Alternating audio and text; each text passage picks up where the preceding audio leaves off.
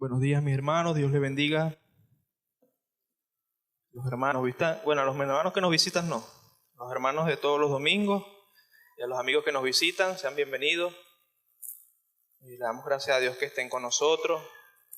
Qué bueno que podemos reunirnos juntos en medio de todos los tiempos, ¿verdad? Yo reflexionaba y decía, nosotros los venezolanos hemos pasado un poco de cosas tremendas, ¿verdad? Pero ha sido la gracia de Dios, la gracia común de Dios para con nosotros, que nos da abrigo, nos da vestido, nos da un techo, nos da tantas cosas, ¿verdad? Que a veces uno no dimensiona. Y bueno, esta palabra de hoy creo que nos va a ayudar a reflexionar un poco de eso. Si hay algo que esta situación país ha dejado de relieve, es el hecho de que no estamos tan seguros de cómo creemos, ¿verdad? A veces, bueno, no sé dónde estaba usted cuando empezó el temblor aquí en su casa, pero estoy seguro que las personas que están allá en La Guaira y en esos lugares no lo esperaban tampoco. Pero cuán vulnerables es el ser humano en ese sentido. A veces tenemos tantas seguridades, nuestra casa, techo, los candados que ponemos en las puertas, todas esas cosas. Pero al fin y al camino somos muy vulnerables, ¿verdad? Gracias yo le doy a Dios porque no es así con respecto a nuestra salvación. Cuando hablamos de la vida terrenal, sí somos muy vulnerables. Muchas cosas nos pueden pasar, cosas insignificantes, y pueden acabar con nuestra vida terrenal.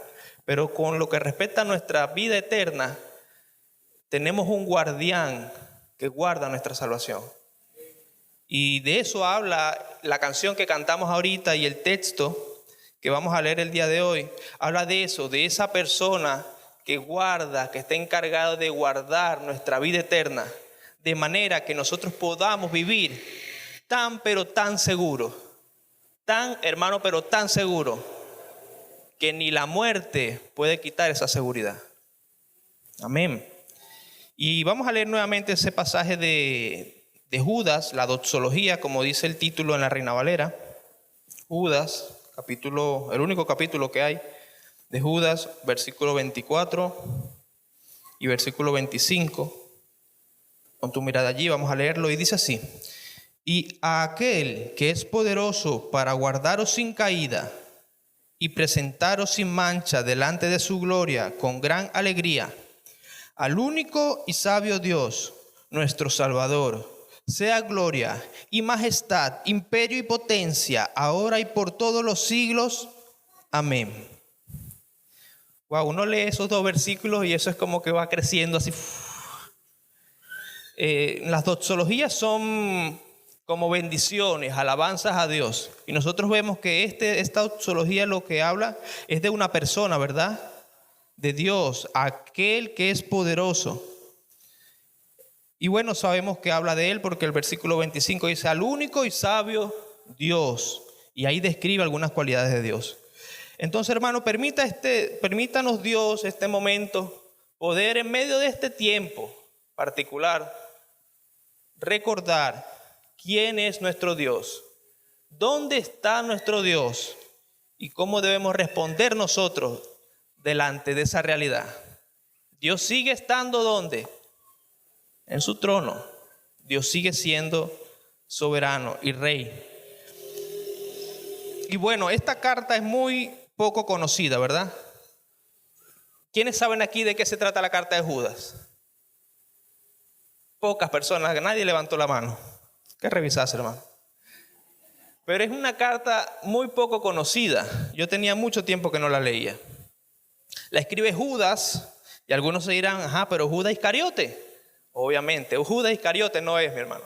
Recordemos que Judas Iscariote, él al final acabó con su vida, traicionó al Señor, ¿verdad? Ese no es. El autor es otro Judas. No es tampoco el Judas el apóstol que le llamaban Tadeo. No lo es, porque sabemos en el versículo 17 que él mismo dice, el Judas cuando escribe dice esto, versículo 17: pero vosotros, hermanos, vosotros amados, tened memoria de las palabras que antes fueron dichas por los apóstoles de nuestro Señor Jesucristo. Entonces él está hablando de que recuerden la enseñanza de los apóstoles. Él no era apóstol. Entonces este era otro Judas. ¿Qué Judas era exactamente? Un hermano de Jesús. Recordemos que aunque el Señor Jesucristo es el unigénito del Padre, María, luego de concebir a Jesús, por obra del Espíritu Santo, María tuvo otros hijos de forma natural.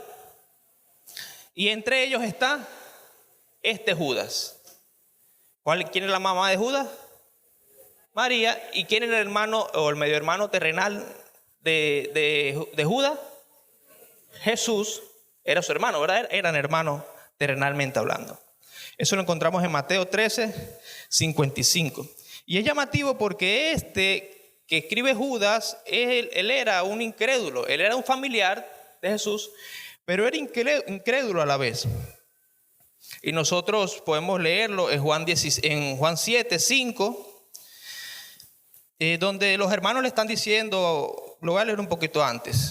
Juan 7 del 3 al 5 dice, y le dijeron sus hermanos, sal de aquí y vete a Judea para que también tus discípulos vean las obras que haces, porque ninguno procura dar a conocer algo en secreto. Si estas cosas haces, manifiéstate al mundo, porque ni aún sus hermanos creían en él. Este es algo como sarcasmo que le están diciendo a Jesús, bueno, pero si tú quieres que te conozcan, vete al público y di los milagros que haces y la gente te va a conocer. Pero realmente lo que dice el evangelista es que sus hermanos no creían en Jesús, no creían en lo que él estaba haciendo. Más bien otros pasajes hablan de que él estaba como loco. Decían que Jesús estaba como loco. Este Judas de Juan 7, este Judas es el que escribe esta carta. Tiempo después, él creyó. En Lucas lo vemos y al inicio de Hechos, vemos que él creyó y probablemente se convirtió en un líder de la iglesia, no como un apóstol, sino como un líder de la iglesia. Y vemos, hermano, que él dice cosas tan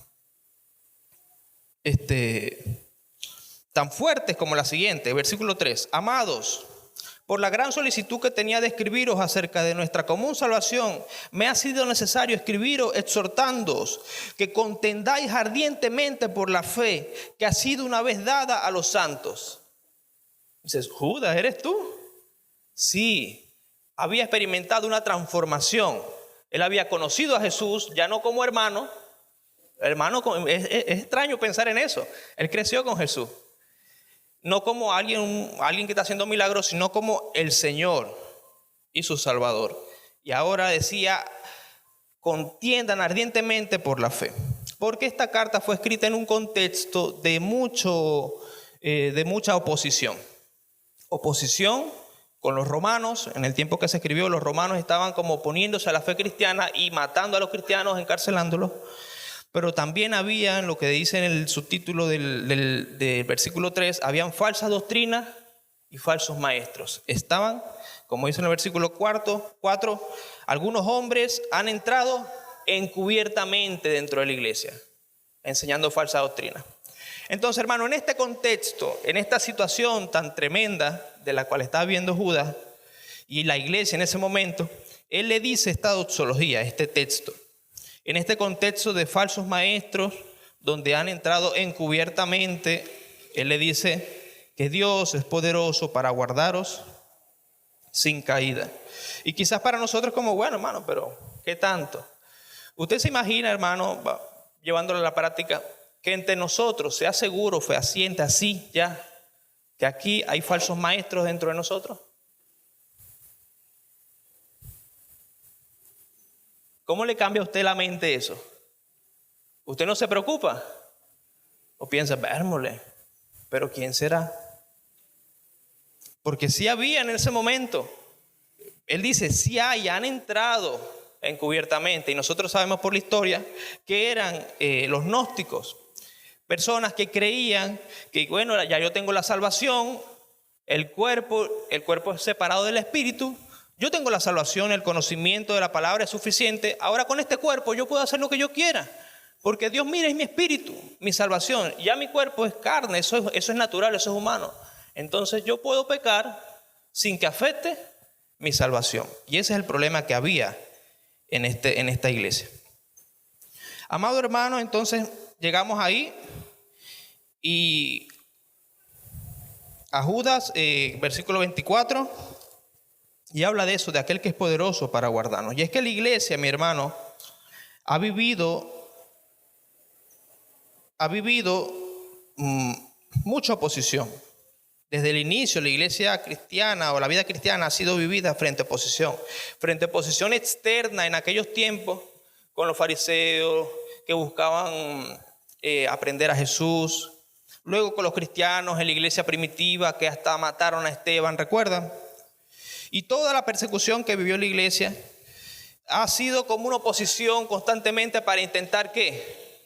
Erradicar la fe, eliminar a los cristianos. Si yo elimino la cabeza, listo, se muere la religión. Y no hicieron eso. No intentaron eliminar a Jesús. ¿Quién es la cabeza de la iglesia? Resulta que no pudieron eliminar a nuestro Señor Jesucristo. Aunque pensaron que lo habían matado, Él resucitó después de haber muerto. Después de 3 días Él resucitó. De manera que ni la muerte pudo destruir esta fe. La oposición externa ha sido constante, no solo en el tiempo histórico de la Biblia, sino en el tiempo extrabíblico, en la historia desde que se concluyó el canon bíblico hasta acá. Persecuciones en muchos lugares, en muchos países, regiones, pero hasta aquí ha llegado, hasta aquí, hasta nosotros gentiles. Pero no solo en ese sentido, ha habido oposición también interna. Hay una oposición interna constantemente en nosotros mismos contra esta fe. Y es lo que la Biblia llama nuestra carne. Los deseos de la carne se oponen contra los deseos del Espíritu, los deseos de Dios.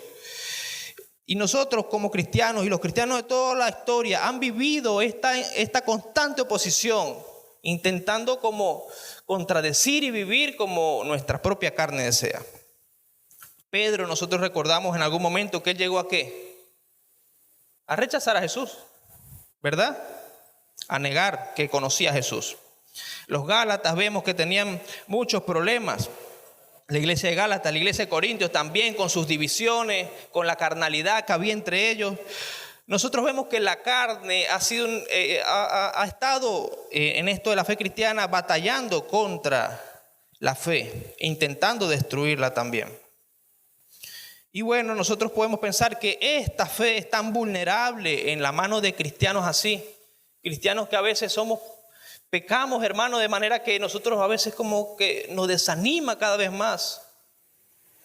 Pecamos y nos sentimos mal y decimos, Señor, ¿cómo tu evangelio va a estar en este cuerpo? Que a veces piensa lo que no tiene que pensar, ve lo que no tiene que ver, hace lo que no tiene que hacer. Pero ¿cómo es posible que el evangelio siga avanzando así?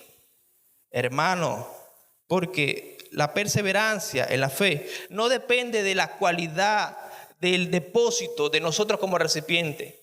Depende de Dios, porque Él ha prometido que guarda ¿qué? Sin caída aquellos que han creído en Él. Y vamos a ver qué es lo que significa más adelante eso. La iglesia ha permanecido por el poder de aquel que la guarda en medio de las batallas externas y en medio de las batallas internas. Y nosotros recordamos que ha permanecido también por ese poder que Dios le ha dado. Hechos 1:8 es un texto que nosotros recordamos mucho, que dice, pero recibiréis poder cuando haya venido sobre vosotros el Espíritu Santo y me seréis testigos en Jerusalén, en toda Judea, en Samaria y hasta lo último de la tierra.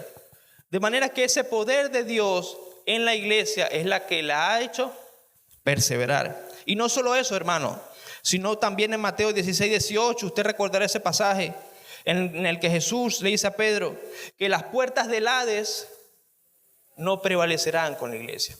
¿Por qué la iglesia no puede ser exterminada? ¿Por qué no puede acabarse la fe cristiana? Porque Jesús mismo dijo, las puertas del Hades no prevalecerán contra la iglesia. Mi poder, mi Espíritu Santo está en ustedes y van a avanzar. Eso es algo que ya está determinado. Y la garantía es esa, es la palabra del mismo Señor. Hermano, y si estamos aquí hasta el día de hoy, ha sido porque eso se ha cumplido, porque el Espíritu Santo está en nosotros, porque esa fe está en nosotros por la obra del Espíritu Santo y porque nada puede acabar con los verdaderos hijos de Dios. Eso es una seguridad grande, mi hermano, eso es una seguridad gigante. Pero bueno, vemos que el texto dice que Dios o aquel que es poderoso para guardaros sin caída. Y yo no sé si usted puede recordar alguna vez en la que usted siente o ha visto, experimentado que Dios lo ha guardado de caer en algún pecado, de irse, de estar pensando algo mal y que Dios lo llama a la atención. ¿Usted puede recordar en este momento algo práctico? Hermano, a mí me pasó esto. ¿Puede recordarlo? Seguro. Dios nos guarda, mi hermano. Dios nos guarda de pensar o hacer algo malo y Dios envía algo para darnos cuenta o nos recuerda su palabra o nos saca de esa forma de pensar. Dios nos guarda, mi hermano. Y una de las formas en las que Dios nos guarda es dándonos su espíritu. Que en primer lugar su espíritu es el que nos hizo llegar a la vida eterna, llegar a la salvación. Porque Él que dice que nos convence de juicio, de justicia y de pecado, en Juan 16:8. Ese Espíritu Santo es el que nos dio el convencimiento y un día abrimos los ojos, pero no fue por nosotros mismos, sino fue Dios que nos abrió los ojos y caímos en cuenta que estamos sin Él. ¿Quién hizo eso? ¿Usted? ¿Quién lo hizo? Dios. Mi hermano, se lo dice a alguien que estuvo en la iglesia desde muchacho, desde joven. Y aún estando en la iglesia yo no conocía al Señor. Y quizás usted también, su historia es similar. Estando en la iglesia usted no conocía al Señor probablemente, conociendo la palabra. Pero llega un momento donde Dios abre tu entendimiento. Y eso es lo que experimentan los cristianos. Que Dios ilumina su palabra en tu mente. Los incrédulos es locura el evangelio. Pero ya nosotros que somos creyentes no es locura. Porque podemos entender. ¿Sabe por qué usted entiende? Porque usted tiene al Espíritu Santo. Eso es una marca. El Espíritu Santo también nos guarda consolándonos. Es nuestro consolador, ¿verdad? En medio de la partida del Señor o la ida del Señor hacia el cielo, el Espíritu Santo quedó para consolarnos, para estar acompañándonos. Él nos guía a toda la verdad, es lo que dice la palabra. Entonces cuando usted de repente tiene deseos de hacer algo malo, porque lo tenemos, el Espíritu Santo te guía a la verdad, te recuerda, te hace ver, mira las consecuencias, mira mi honor, no lo hagas.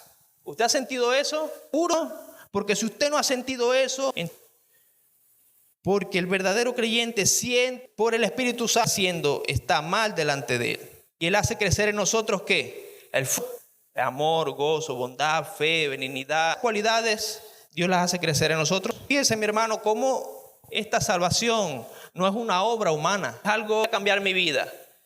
Y empecé a leer, bueno, eso no inicia. La salvación no es del que quiere ni del que corre, sino del que Dios tiene misericordia.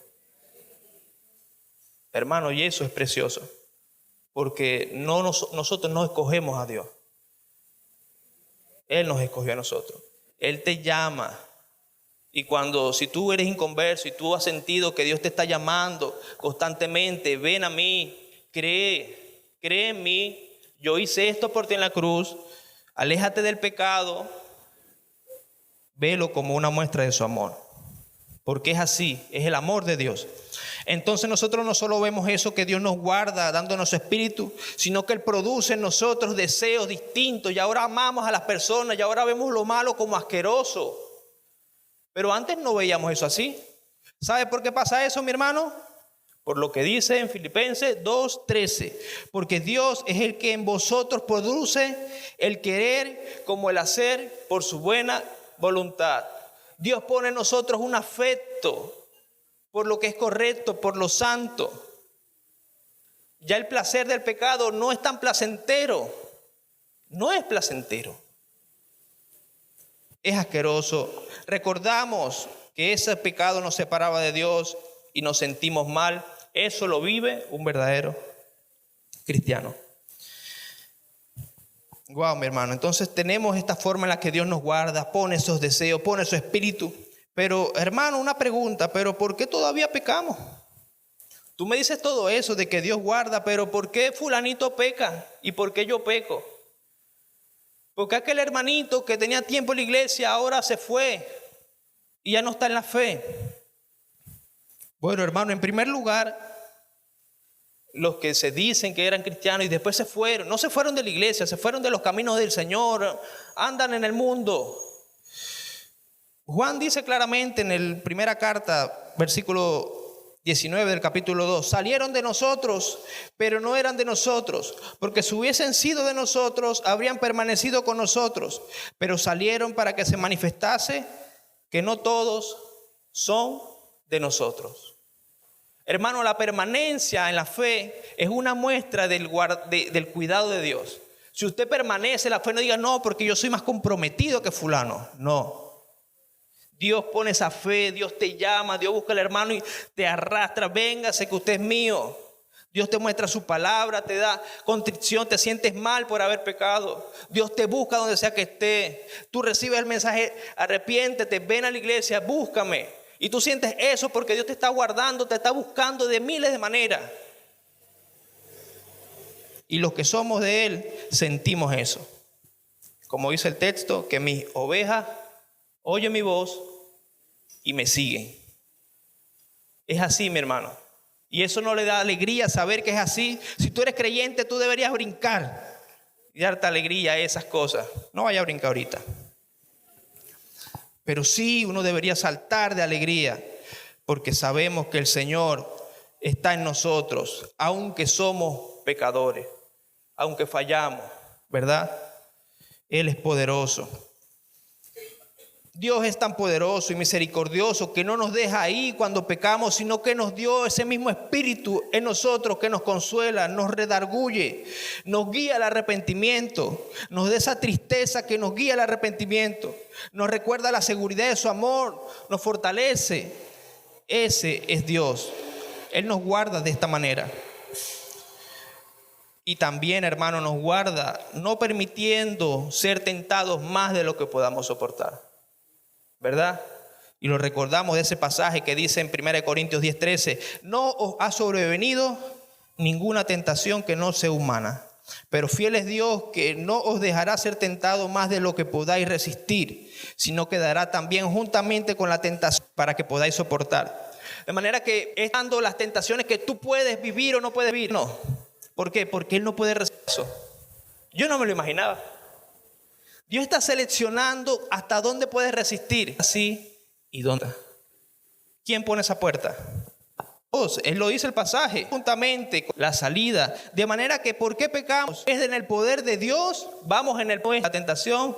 No, yo puedo, chicos. Yo puedo resistir esto. Esto es una prueba del Señor. Pero estás ahí en tu carne. No fortalecido en el Señor. Tenemos que huir de esas tentaciones. ¿Y por dónde vamos a huir? Por la salida, mi hermano. Porque el Señor pone la salida. De manera que ahí Dios nos guarda, hermano, de estas maneras. Y eso da alegría. Saber que el Señor nos guarda. Ahora lo otro que podemos ver, no solamente que Dios nos guarda, sino que Dios también, ¿qué dice el pasaje? Nos presenta sin mancha delante de su gloria, con gran alegría. Este segundo aspecto habla de que Dios es poderoso para presentarnos sin mancha delante de Él. Lo que es imposible para el hombre, quitarse las manchas de su pecado, es posible para Dios. Amigo, ninguna obra que hagas, ninguna ofrenda que puedas dar, la vida intachable que puedas tener ante tus ojos, nada de lo que podamos hacer nos va a quitar la suciedad. Imagínense que le caiga petróleo en la ropa. Nada le va a quitar esa suciedad. Nada. El único que puede quitar esa suciedad, esa mancha, se llama Jesucristo. Su sangre. Por eso es que claramente, primera de Juan 1:9, Él habla de eso. Si confesamos nuestros pecados, Él es fiel y justo para perdonar nuestros pecados y limpiarnos de toda maldad. De manera que esa limpieza solamente la logramos en Cristo. en Cristo. Él puede, Él es poderoso. Hermano, no podemos. El ser humano no puede limpiar sus pecados. Solamente Jesús. El hombre es infinitamente, para el hombre es infinitamente imposible expiar sus culpas. Pero Cristo con su sangre es capaz de quitar toda la mancha. Completamente. Eso da alegría, mi hermano. Que Cristo, a través de nuestra confianza en Él nos limpia, nos perdona. Eso es una bendición. Y esta expresión no solamente nos pone en ese lugar limpios y sin manchas. Bueno, estamos limpios ya. Bueno, estamos aquí en la tierra. Quienes están redimidos estamos limpios, ¿verdad? Dios nos ha lavado. Pero no dice que nos va a presentar sin manchas delante de quién. De su gloria. Nosotros estamos allá en la gloria de Dios ahorita. Pero estaremos. Entonces, este texto es una mirada al futuro también. ¿Quiénes van a estar en su gloria? ¿Quiénes van a ser presentados delante de su propia gloria, limpios y sin mancha? Los hijos de Él, los cristianos. Entonces, esta expresión es una mirada al futuro, a la consumación del plan de la redención. Él es poderoso para presentarnos a nosotros que estamos aquí, quizás con pecados, con lucha, que nos sentimos mal a veces delante de Él. Así Dios te va a limpiar y te va a llevar a su gloria y vas a estar presentado delante de Él limpio y sin mancha. Hermano, eso es un gozo.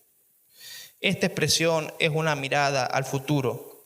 La razón por la que Cristo vino al mundo será consumada, completamente listo. Porque no vamos a vivir la vida eterna aquí en la tierra, así en estas luchas, sino que tendremos cuerpos glorificados y estaremos limpios y sin manchas delante de Él. ¿Dónde? Las moradas eternas. Donde recordamos en Apocalipsis que dice que gente de toda lengua y nación estarán ahí, todos los creyentes. Hermano, esa es una expresión de júbilo. Esa es una expresión de júbilo. De manera, hermano, que la salvación, mi hermano, que Dios te dio es segura. Si tú has creído en el Señor Jesucristo y has experimentado esta habitación del Espíritu Santo, esta lucha constante con el pecado, esta convicción y todas las cosas que hemos hablado hasta ahora, tú puedes decir: esta salvación es mía, yo soy salvo. Pero no solo eso, sino que nadie te la puede quitar, ni la puedes perder. Por lo que dice en Juan, el Señor Jesús: mis ovejas oyen mi voz y me siguen. En esa es una parte de los creyentes. Vida eterna y no perecerán jamás. Ni nadie atrás Dios es más que todo de mi Padre. Yo y el Padre somos uno. ¿Quién puede arrebatarnos de las manos de Cristo? El pecado nuestro, que ya Cristo pagó por él en la cruz, muerte, nos puede arrebatar de sus manos.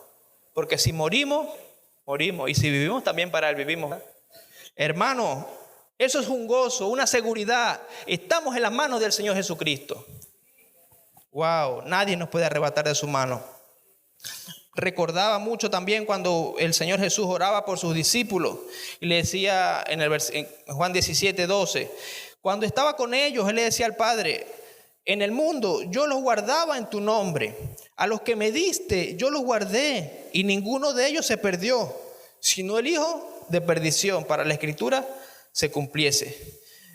Yo leí esta historia y recordé, y me imaginaba cuando estemos con el Señor Jesús va a decir: aquí están los que me diste, aquí están los que tú preparaste para salvación, aquí te los entrego limpios y sin mancha. Mi hermano, de cada uno de ustedes, si son creyentes, Cristo nos va a presentar delante del Señor sin mancha. Aquí está esta generación, de todas las generaciones. Aquí están los que tú has llamado a salvación. Los traje a casa, a las moradas eternas. Wow, mi hermano. Y algo que me llamaba muchísimo la atención es que el texto dice: con gran alegría. Eso no es un evento inerte, así como: bueno, aquí están, ya terminé. No, con gran alegría, mi hermano, es el gozo del Señor. El plan, la consumación del plan de la redención ya llegó a su final. Están aquí los redimidos con gran alegría. ¿La alegría de quién? La alegría del Señor. Y también la alegría nuestra, ¿o no? Hermano, es mi alegría que un día sea presentado sin mancha delante del Señor, sin las luchas de esta carne, y estaremos allá en su presencia alabándole. Eso es un gozo grandísimo. Esta es la razón del gozo del cristiano, que aunque muera, será un día presentado sin mancha delante de él. Hermano, en estos momentos, allá en el lugar de la catástrofe, hay muchas personas que también están recibiendo la palabra, y creyentes, hermanos que han creído, y le pedimos al Señor que muchos más escuchen la palabra, pero muchos también han muerto en Cristo, y eso es una bendición. Están con el Señor, esa es nuestra esperanza cristiana. Y nosotros le pedimos que otras personas y que puedan predicarle el evangelio, aunque estén allí bajo los escombros, encarcelados ahí, su vida puede ser libre. Pueden tener la vida eterna en Cristo. Esa es la esperanza que nos ofrece el Señor. Es un gozo, hermano. La culminación de este plan de la redención termina allí, en su presencia, delante de su gloria, con un inmenso gozo. El triunfo de su poder y su gloria, triunfante sobre el pecado. Nosotros, nuestro pecado, ya no vamos a pecar en el cielo. ¿Usted no le da alegría a eso? Hermano, ya no va a haber lucha con el pecado. Si usted es cristiano, usted sabe lo mal que se siente pecar. Pero ya en el cielo no va a haber lucha con el pecado, mi hermano. ¡Wow! Un cuerpo glorificado, nuestro Señor, nuestro Salvador, que nos fue a rescatar, terminó el plan. Eso es alegría, eso da gozo en la vida cristiana. Y lo último de que habla este texto, mi hermano, nos habla acerca de ese que nos guarda. Y es una exaltación de Dios, de su salvación y poder. Él dice, vamos a leerlo, al único y sabio Dios. Él empieza así porque es el único. En su contexto, probablemente los romanos y los griegos eran, no es el único, hay muchos dioses. Pero Judas era claro, hay un solo Dios, el Dios que nos guarda. De este Dios voy a hablarle. Ese único y sabio Dios es nuestro Salvador. Y es que el Señor nos salvó de la condenación eterna, de la vida lejos de Él. El Señor nos ha salvado de tantas cosas, pero la principal es la vida lejos de Él, por causa de nuestro pecado y de nuestra incredulidad. Él nos salvó de esa vida, de esa condenación eterna. Nos salvó de ¿qué más? De una esclavitud al pecado, de vivir esclavizado allí con un vacío que nunca se termina de llenar. Nos salvó también muchas veces de las consecuencias del pecado, mi hermano. Nos salvó también de una vida que sin propósito.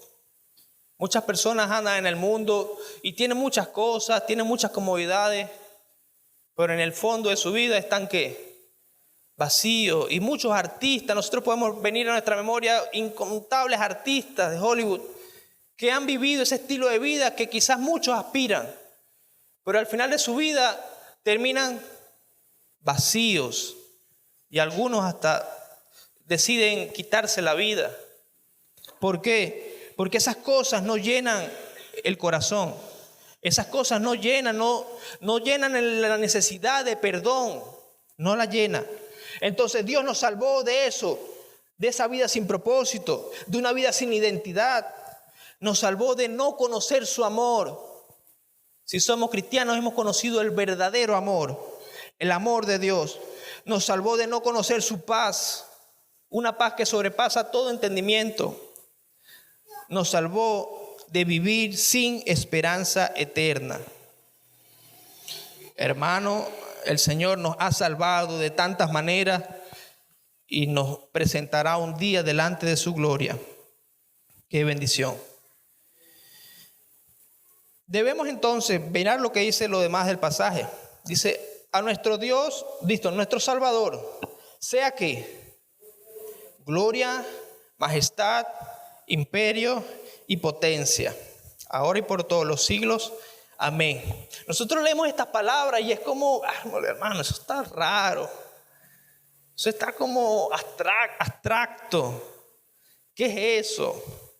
Y son palabras que utilizamos muchas veces, ¿verdad? Hermano, ¿qué es la potencia? Y el hermano empieza a sacar un cuaderno de matemática para buscar la potencia. Ajá, pero ¿qué será eso? La potencia, el imperio. El imperio, y no se imagina el imperio romano y todas esas cosas, ¿no? Y vamos a desglosar un poco esas 4 partes, ¿no? Dice la gloria, sudor, la alabanza a Dios. La Biblia habla de gloria, donde se hace manifiesta la presencia de Dios, o la presencia de algo que es grande, que es luminoso. Isaías 6, querubines se tapaban los ojos, todo se tapaba, que estaba en pecado. Señor, excelencia. Señor, tuya es la excelencia, tuya es la gloria. No hay nadie tan glorioso como tú. Tuyos son todos los honores, Señor, porque no hay nadie como tú. Tú eres santo, sin pecado. Ese eres tú, esa es la gloria del Señor. Cuando Judas dice aquí, sea la gloria, es porque a Él es debida esa gloria, esos honores, esa alabanza. Es como una respuesta de adoración, Señor, a ti, porque tú eres digno. Es como cuando Moisés subió y estaba con Dios en el Sinaí, y cuando bajaba tenía el rostro resplandeciente, porque estaba en la presencia de Dios. Y Dios estaba hablando con él y estaba sin el velo, y cuando bajaba a ver a la gente en la tierra, el rostro le estaba resplandeciendo y se tenía que poner un velo, porque estaba en la presencia de Dios, en la gloria de Dios. Esa es la idea de la palabra gloria. Entonces, para el Señor sea la gloria, sí, porque Él es glorioso. Esa es la expresión. ¿Cómo no alabar a un Dios que nos salvó y decirle, Señor, tuya es la gloria? Tuya es toda la gloria, Señor. No hay nadie como tú eres santo. Su majestad, por otro lado, habla de su posición, su grandeza, su dignidad, por todos sus atributos. Lo ponen en la posición porque generalmente en el Nuevo Testamento, cuando está esta palabra, hace referencia del trono de Dios. Entonces la majestad tiene que ver con eso, con la posición que tiene Dios en su trono. Dios está reinando en su trono. Él está allí por sus atributos. Él es digno porque Él está en su trono. Él es majestuoso, Él es grande por quien es, y por eso es digno. Hermano, es difícil a veces poner en palabras todo lo que significa, porque eso va más allá del lenguaje, va más allá de nuestra forma de llegar a ver lo que significa. Pero habla de eso, de su posición. Dios está en su trono, Él es majestuoso. La palabra imperio, otras traducciones lo colocan como poder, porque habla del poder y la capacidad de Dios para hacer su voluntad. Reina Valera lo traduce como imperio, pero usted puede ver otras versiones y la traduce generalmente como poder. Y habla de esa cualidad de Dios de poder hacer las cosas. ¿Por qué Dios nos salvó? Porque Él podía. ¿Por qué no nos salvó otro? Porque no podía. ¿Por qué Dios es el que nos salvó? Porque Él es el único que podía salvarnos. En ningún otro hay salvación. Wow, mi hermano, a Él sea el imperio, el poder, porque Él tiene la capacidad para ejecutar su voluntad. Él hace lo que hace porque Él puede hacerlo. Ese es el imperio. Y la potencia, por otro lado, habla de su autoridad. Él tiene el derecho y la absoluta libertad para hacer lo que quiere hacer. Él tiene toda la autoridad. Él hace lo que quiere porque puede, pero también porque tiene el título. Yo soy Dios. Yo salvo a mi creación. Esta es mi creación. Yo muero por ella si quiero morir. Yo la redimo, me la llevo al cielo, a la gloria. Le hago una habitación. ¿Saben por qué lo hago? Porque yo quiero. Porque son míos. Él es nuestro Dios, nuestro creador. Somos suyos, mi hermano. Somos su propiedad. Wow, qué grande es nuestro Dios, mi hermano. Esta misma palabra está en Mateo 28, 18, cuando Jesús dice, toda potestad me es dada. Esta misma palabra, Jesús dijo, toda potestad me es dada. Yo tengo toda la potestad. Wow, esa es la posición de nuestro Señor. Un Dios que nos dio la salvación. Bueno, mi hermano, ahora, ¿qué podemos hacer con toda esta información? Sabiendo que nuestro Dios es digno de toda la gloria, está en su gloria, es digno de toda majestad y de ser tratado como majestuoso y rey. es todopoderoso y no solo es todopoderoso, sino que también tiene toda la autoridad. ¿Cómo cambia esto nuestra forma de ver la vida? ¿Cómo cambia esto nuestra vida? Saber que ese Dios está guardándonos. ¿Estamos en manos de quién? En manos de alguien que puede guardarnos. Para estas grandes verdades, hermanos, debemos andar en la vida cristiana de seguridad, de su amor, de su cuidado. Cuando caigamos, Él nos... Wow, esto y de nuestra estadía con Él en los cielos.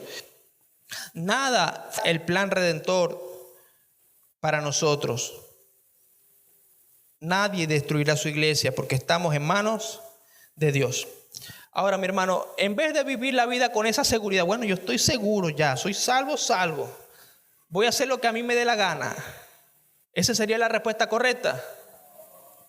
La respuesta correcta es que rendir adoración, alabanza y toda nuestra vida a ese Dios que es poderoso para salvarnos, para guardarnos y hacernos permanecer todo con los altos y bajos, todo el camino. Si usted tiene muchos años en la fe, usted sabe que Dios lo ha guardado todo el camino hasta que Él venga.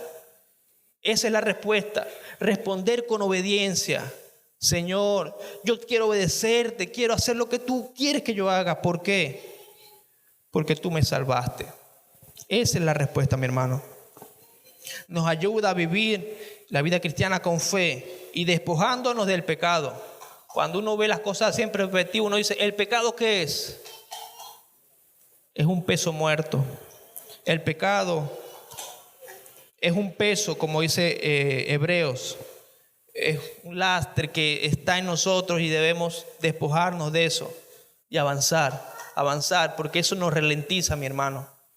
El pecado nos ralentiza. Si usted tiene batalla con el pecado, como estoy seguro que todos tenemos, pidámosle perdón a Dios.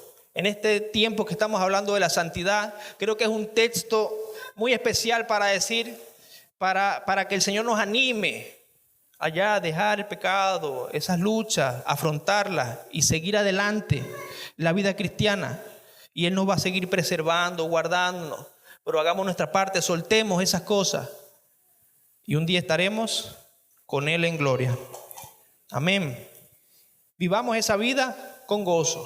Si usted ha pensado en todas estas cosas, yo creo que lo mínimo que podemos hacer es tener alegría, gozo, recobrar la confianza en el Señor. Amigo, si tú estás aquí, quizás no has escuchado el Evangelio. El Evangelio se trata de eso, de que Dios nos perdona todos nuestros pecados a través de la obra que hizo Jesús en la cruz. Él murió por nosotros, por cada uno de los que estamos aquí y de los que están allá afuera también, para presentarnos un día delante de Él. Es necesario creer en Él. Debes rendir tu vida delante de Él. Y Él te ofrece esta salvación que es segura. Es segura, no es como una casa que se puede derrumbar. Es una salvación, es una casa que Él va a sostener siempre, por la eternidad. Confía en el Señor Jesucristo. Confíale tu vida. El pecado, las cosas de este mundo no llenan. Nosotros venimos de ahí. El Señor te puede dar una salvación más grande. Tu necesidad principal es nuestro Señor Jesucristo. Señor, te adoramos en esta mañana. Gracias por tu palabra. Gracias, Señor, porque hoy podemos alabarte y glorificarte, Señor, por lo que has hecho. Te damos gracias, Señor, porque podemos estar seguros, aunque muchas áreas, Señor, de nuestra vida, humanamente hablando, puede estar en riesgo nuestra salud física. Sabemos que nuestra salud espiritual está en tus manos, Señor. Nuestra salvación está en tus manos. Gracias, Señor. Gracias, Señor, porque tú nos das esa convicción de pecado. Nos haces habitar, Señor, ahí con tu Espíritu Santo en nosotros. Gracias, Señor. Gracias por tu muerte y tu resurrección. Te alabamos y te damos gracias, Señor, por esa esperanza futura, porque estaremos contigo por la eternidad, Señor. Gracias, Señor, porque será nuestra alegría estar contigo en un lugar donde no habrá llanto ni dolor, Señor, como dice tu palabra. Pero lo más especial es que estaremos contigo, Señor, con nuestro Redentor, quien pagó por nosotros en la cruz del Calvario. Gracias, Señor, te alabamos y te bendecimos. Sea la gloria, Señor, siempre, la majestad, el imperio, Señor, y la potencia, Señor, para ti, por los siglos de los siglos, Señor. Amén y amén. Gloria al Señor Jesucristo, mi hermano. Denle un aplauso a Él. Él siempre es digno, mi hermano.